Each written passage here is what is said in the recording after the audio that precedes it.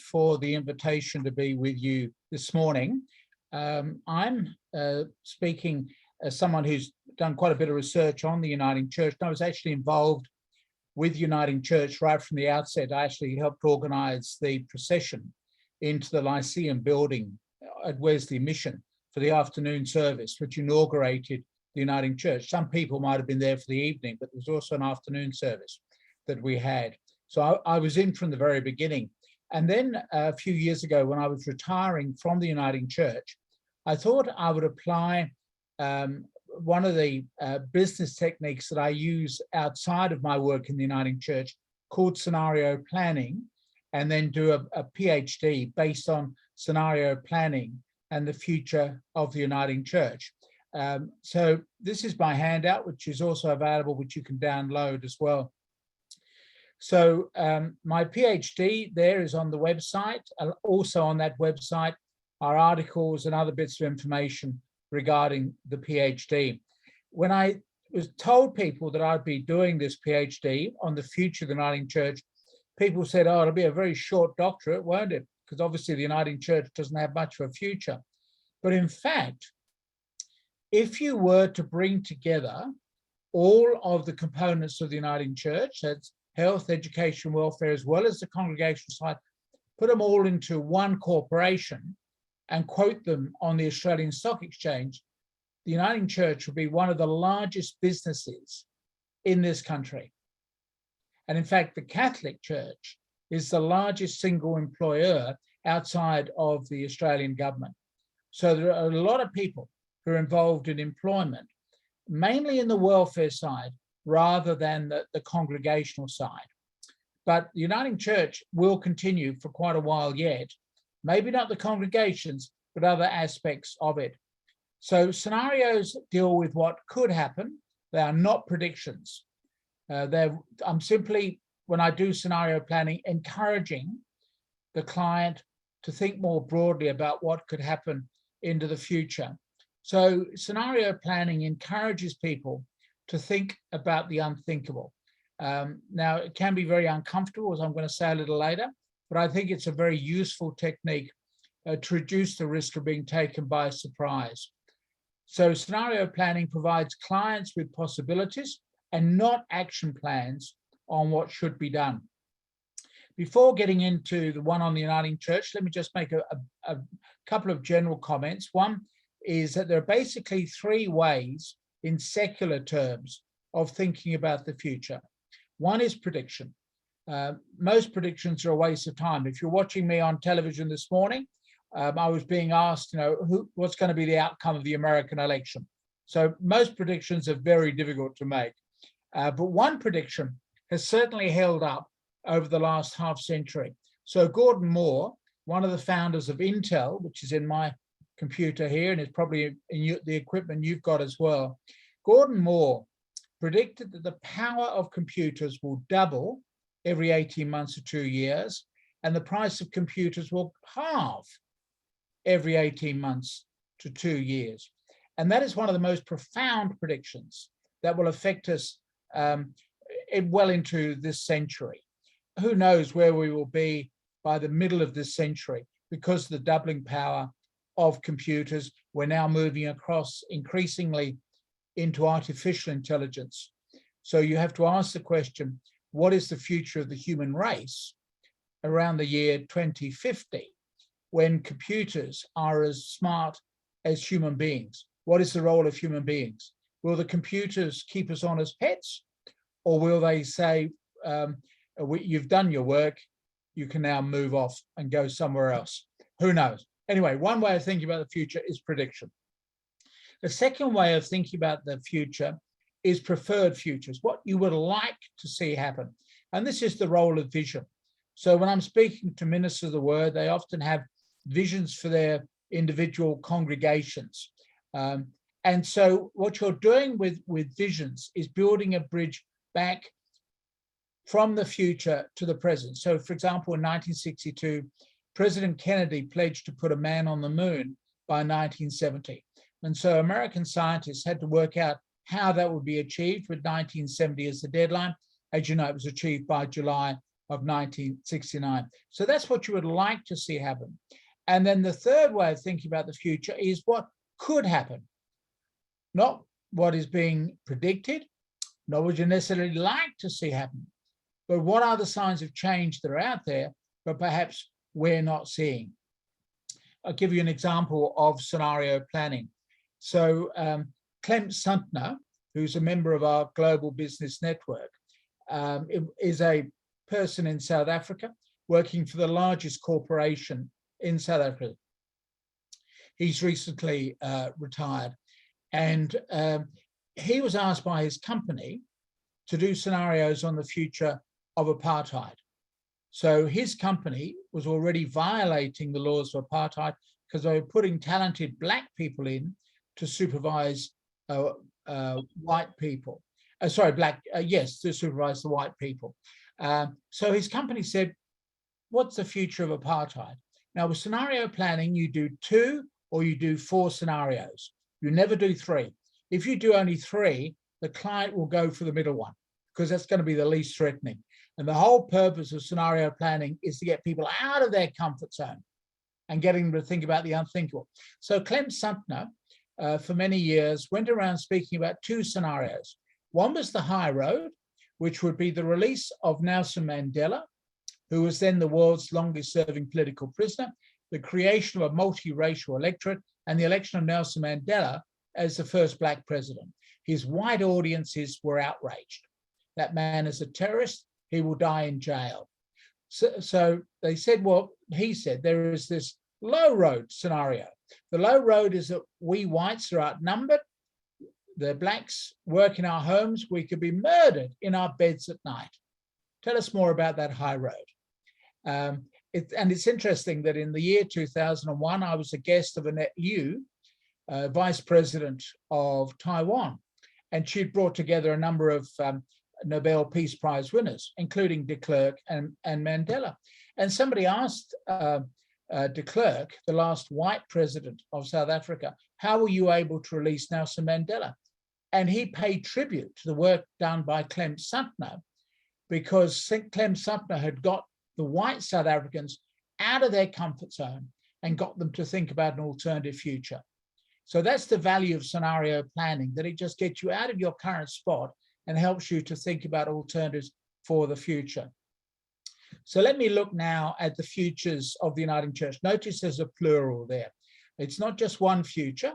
I've actually devised 4. So remember, you do either 2 or you do 4. So what we're looking at then is a business technique for thinking about how the future could evolve. It reduces the risk of being taken by surprise by providing warning signs and encourages the creation of contingency plans. Now, it can be very controversial because it highlights matters that people, particularly at the top of organizations, may prefer to ignore. So, and that explains the fate of my PhD, that it has been ignored pretty well by all of the synod offices and the assembly. Nobody has wanted to discuss it. I've not received any publicity in any of the synod magazines, for example. They've not been willing to talk about this. So it's not a technique for the faint-hearted, which of course helps explain the reluctance in many organizations to use it. So the people who are in synod or at the assembly, they're there for a set number of years. They just want the Uniting Church to continue for that set number of years because that's going to pay their salary. And then after that, they're not that fussed. So they don't like being challenged by what is in the doctorate. So what is in the doctorate? What I've got here are 4 scenarios that I've done, and then I'm going to concentrate on one in particular. So the first scenario is word and deed. So the Uniting Church could become a church of a small number of large parishes, providing both spiritual activities and social welfare. For me, the guiding example of that is Wesley Mission in Sydney, with which I've been associated since 1976. This will mean the amalgamation of congregations to create these city or regional missions. So that's word and deed, and very much was reflected, I think, in this morning's reading from the Gospel of James. And they need to bring together both word and deed. A second scenario, which I will explore in more detail in a moment, is what I call secular welfare. In other words, the Uniting Church could just let the congregations just fade away and instead focus on the provision of social welfare, albeit derived from a Christian tradition. And remember, much of the work of the existing Uniting Church is already focused on social welfare.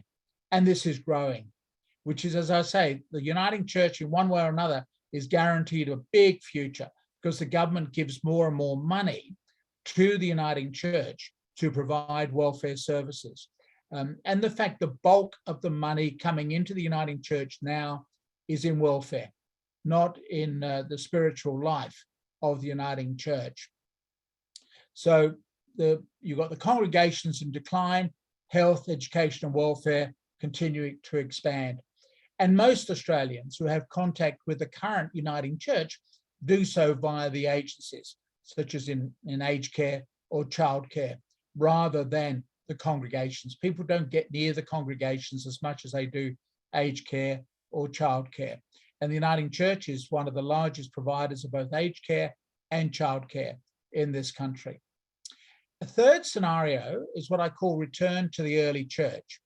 So the Uniting Church could reinvent itself along the lines of the first 3 centuries of the Christian church. Remember, at that time, the church was a small, persecuted religious sect within the vast Roman Empire. And at some point, the Roman Empire converts to Christianity. And then we get what I call the Constantinian model. But that's after the 4th century. In the first 3 centuries, the early Christian church was based on house churches. And it's a bit like what we see today now with the emerging church movement. And in this scenario, we see a Uniting Church that is sick of the commercial corporate ethos that underpins much of the government financed social welfare work. So they just simply say, take all this work away from us. We saw that, for example, in Melbourne almost 20 years ago when the Melbourne equivalent of Wesley Mission in Sydney said, get rid of all these welfare services. They are the tail that wag the dog. We just want to be a small congregation within the centre of Melbourne. We don't want to have all this red tape and paperwork and secular values which are being imposed on us by the church, by the government.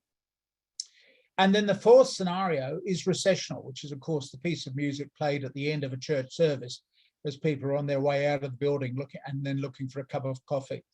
So the Uniting Church could be wound up and its assets dispersed. Now, this scenario examines how the Uniting Church could operate in an increasingly secular society. There's no hostility towards it. It is simply treated with disdain by a population who can see no relevance in its work for them. And the Uniting Church would devise an exit strategy for a wind-up. For example, all the aged care facilities could become separately incorporated. The schools are already well on the way to becoming individually separately incorporated. Childcare could also be separately incorporated. So we get the fragmentation of the Uniting Church. Now, there are some congregations that are clearly doing very well, like Wesley Mission in Sydney. We've recently just increased our congregational size by about 500 by the absorption of a Bahasa-speaking Indonesian congregation. So there are areas of growth within the Uniting Church in terms of the congregational level. It's not all entirely a bad story of older people dying off. What we're seeing, I think, is the greying and browning of the Uniting Church. The greying being that white folk are living longer and able to attend church longer, but they can't get the children or grandchildren to come to church. That's the greying of the Uniting Church. You've also got the browning of the Uniting Church, because with the browning of the Uniting Church, we're seeing ethno-specific congregations come into the Uniting Church. And that's, I think, beginning to change the theology of the Uniting Church from its rather liberal approach, becoming, I think, somewhat more conservative. And we've certainly noticed that with some of our ethno-specific congregations.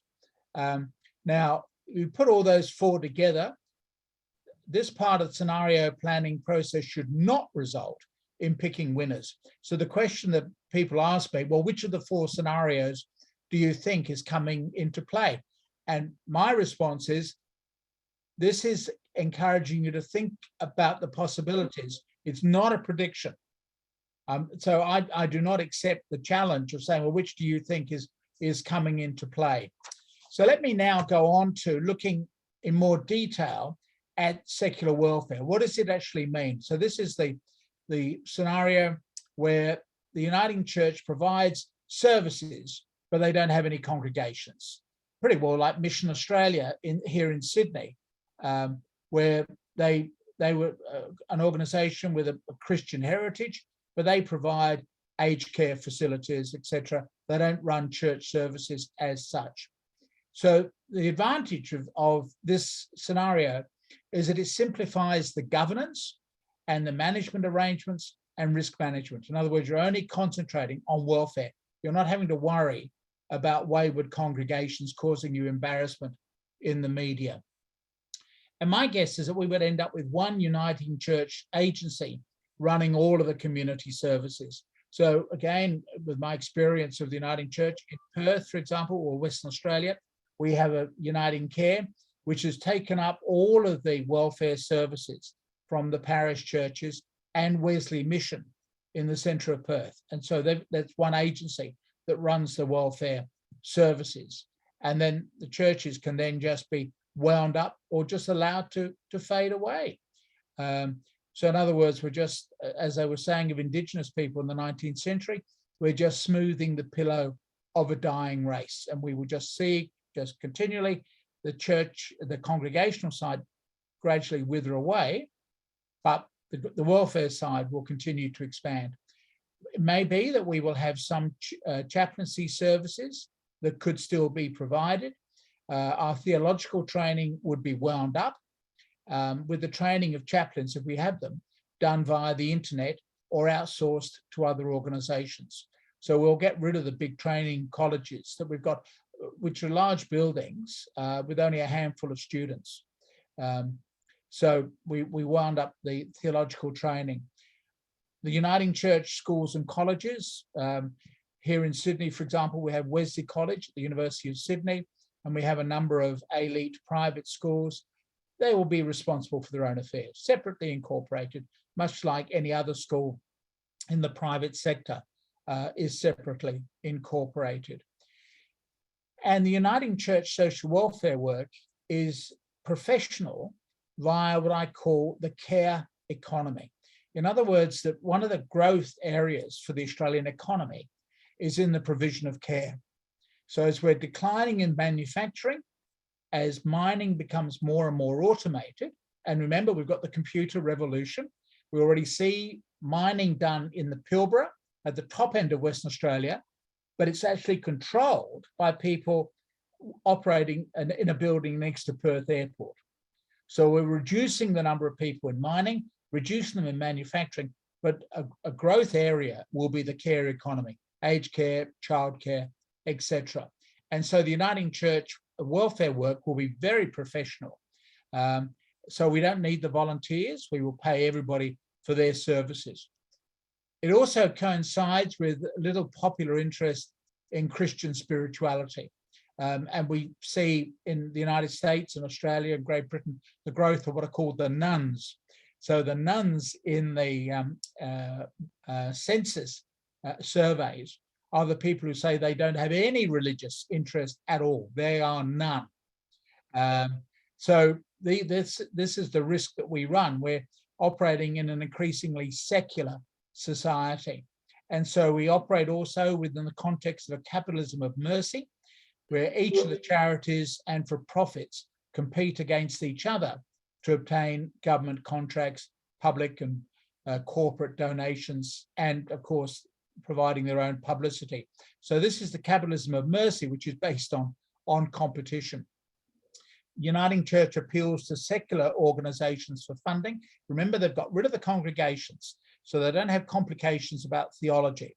They just simply say, we are providing good basic welfare services like the Bernardo's homes, for example. No religious agenda. We're just providing services to kiddies or aged care or unemployed people, whatever. And I think also it's worth bearing in mind that in this scenario, the Uniting Church is operating in a secular society where people are more interested in the quality of the services rather than the motivation behind their delivery.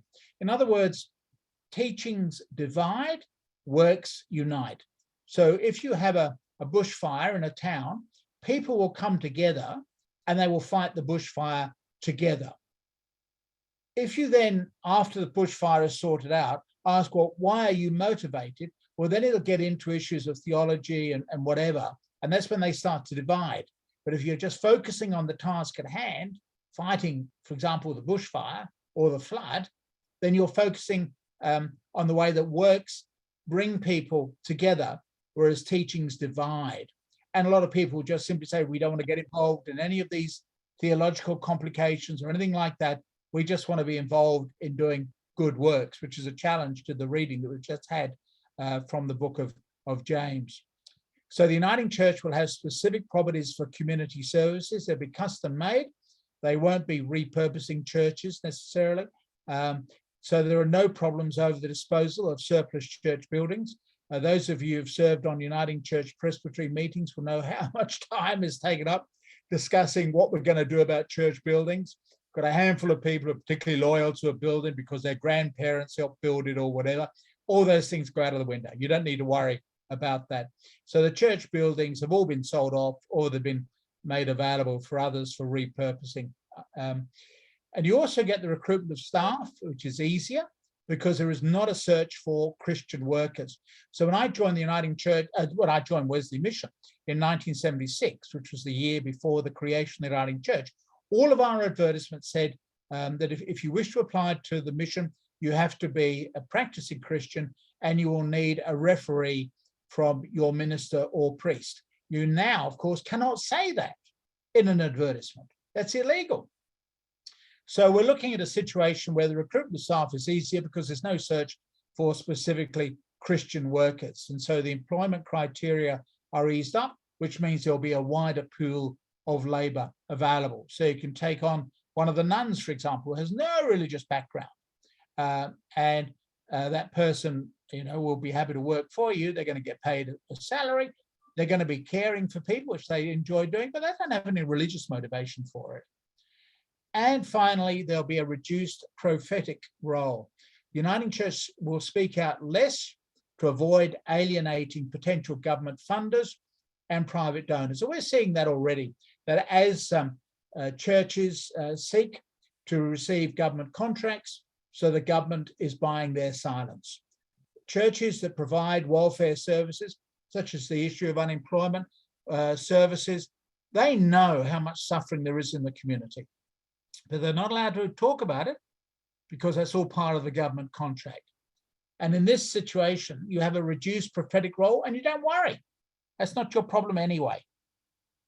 So there are some of the characteristics of secular welfare. So the next challenge in each scenario is to say, what are the warning signs that we need to keep an eye on in case this particular scenario is going to be coming into play? So number 6 on my handout, you've got the continued decline in size and number of Uniting Church congregations. And we see this decline in all respects in the Uniting Church. I can remember a time, since we've got some Tasmanians on the line, I can remember a time when Tasmania had its own synod and had its own synod office. Now you've been absorbed into Victoria. New South Wales has absorbed the ACT, which used to be a separate synod. So what we're seeing then is the gradual amalgamation of Uniting Church congregations and presbyteries, etc. We have the continued aging of Uniting Church members and the conducting of funerals. It's always a good indication as I go around as a guest preacher on a Sunday. I just, make inquiries about the number of baptisms we have compared with the number of funerals. That gives me a bit of an idea, because I know I can, in many of the church congregations I go to, I just look at the congregation and I know that the congregation probably won't be around in 20 years' time. given their age, but then I may not be either. So we're seeing the Uniting Church gradually decline. We see in this, as an indicator, we will have the increased openness in official Uniting Church meetings and statements about the declining state of the Uniting Church. Now, the problem at the moment is that a lot of the church officials, when they speak in public, are always very upbeat, very optimistic. But when you speak to them in private, you get quite shocked about how pessimistic they are about the future of the Uniting Church. 20 years ago, I was asked to do a study of scenarios on the future of aged care. As I said, the Uniting Church is one of the country's largest providers of aged care, if not the largest. And so as part of that process, my colleague, Steve England, and I had to go out and interview, amongst others, church officials, Uniting Church officials. And in private conversations, knowing that their information would not be revealed with their names attached to it, they were quite open about the fact that the congregations are dying out.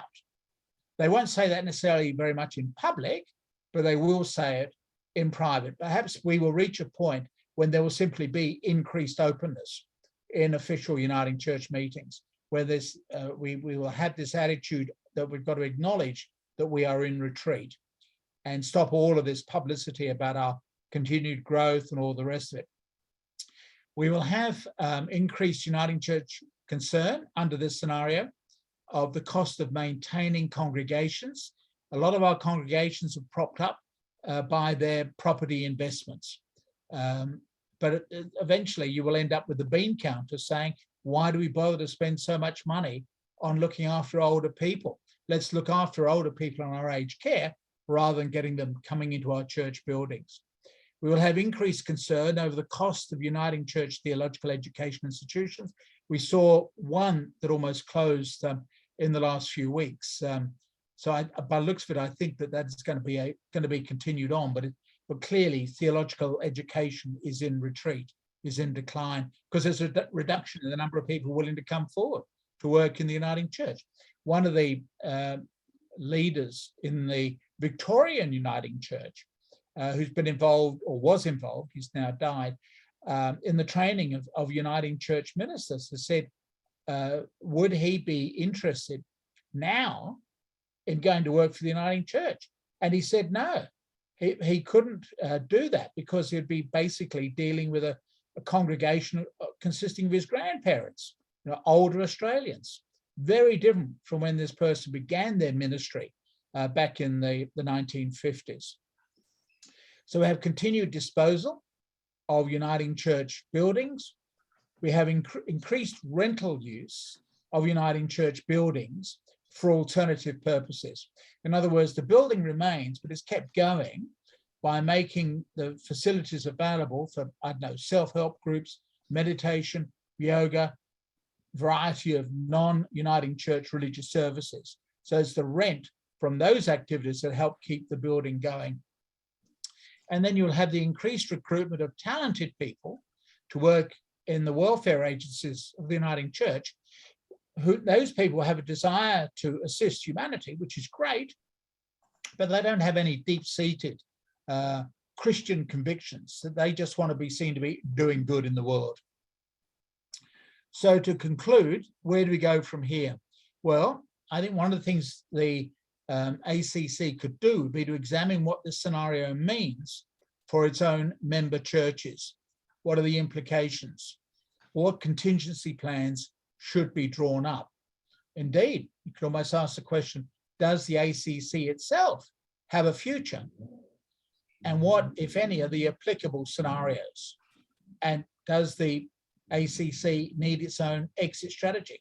When you're looking at the age and decline of our congregational members, that does also apply to ACC. It's interesting because I come across organizations, because I work with a variety of organizations. There was one that I was working with 20 odd years ago, which has its roots in Australia in the 1840s. and they were very influential in the 19th century, started to go into decline by the middle of the 20th century, but refused to acknowledge that they were actually not going to go back to the golden days. And so their money was just gradually frittered away, rather than actually biting the bullet and saying, we've got this money here, what other purposes could we do with it? Another organization which I can talk about and identify is the Women's Christian Temperance Union, WCTU, one of the oldest non-female, non-governmental organizations in the Western world. Here in New South Wales, they recognized they had declining members, and so they simply said, what can we do for our future? And they've wound up the future, and they've created a fighting fund to enable others who are willing to continue the struggle of WCTU. But I know at one of the WCTU meetings, I met their youth worker, and she was aged 86. Clearly not terribly effective as a youth worker. And WCTU recognise that, wound themselves up, but now have a fighting fund on which they can then continue the struggle. So in other words, they've got the same aims to oppose alcohol, but are doing it differently without a network of meetings. So these are some of the challenges. I say scenario planning can be very challenging, can be very worrying, but I think it does encourage us to think about the unthinkable. Let us come before the Lord in prayer. Renew your people, Lord, and renew our life in this place. Give us a new spirit of unity with all who follow Christ, and a new spirit of love towards all people. Bless the city in which we live, that it may be a place where honest dealing, good government, the desire for beauty, and the care for others all flourish. And bless this organization, that what we know of your will may become what we do, and what we believe become the strong impulse of our worship and work. All this we ask through Jesus Christ our Lord. Amen. Thank you, Anne. I will stop sharing and we'll go back to the main screen.